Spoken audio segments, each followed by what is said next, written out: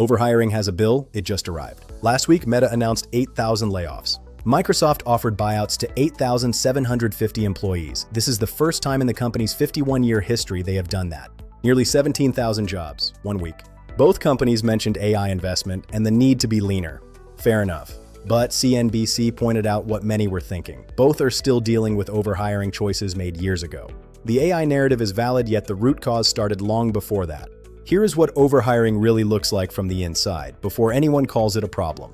Growth seems certain. Leadership opens the floodgates for headcount. New faces appear at every all-hands meeting. Budgets are flowing. There is real excitement. It feels like something big is about to happen. Then slowly, it doesn't. Roles then start to overlap with one another. A new layer of people get hired to connect the dots between teams that were likely fine without the connection. Managers suddenly join 3 more meetings a week just to figure out who owns what. Calendars fill. Output does not. And here's the part that stings. The people hired into these roles are often genuinely talented. They are not the problem.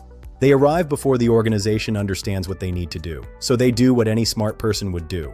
They find things to work on. They start projects. They schedule sessions. They create presentations for initiatives that will never receive funding.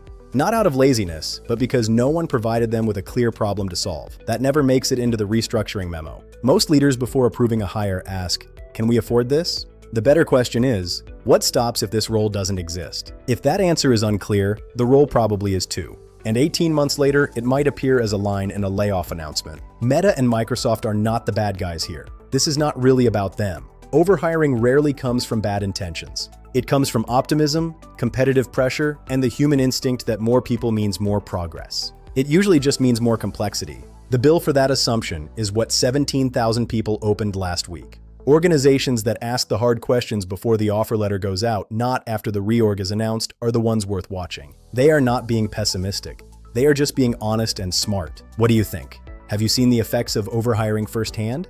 Share your thoughts in the comments, and don't forget to follow for more insights.